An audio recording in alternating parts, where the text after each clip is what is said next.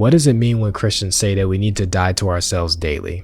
That's a good question. Let's talk about it. This saying comes from 1 Corinthians chapter 15 verses 31, where Paul is literally talking about the fact that he is facing death every single day. But there's a second meaning and principle that's found behind Paul saying this as well, in which is the idea of dying to oneself, which consistently and constantly involves denying one's own desires and will in order to serve God's will and to do as he's called us to do.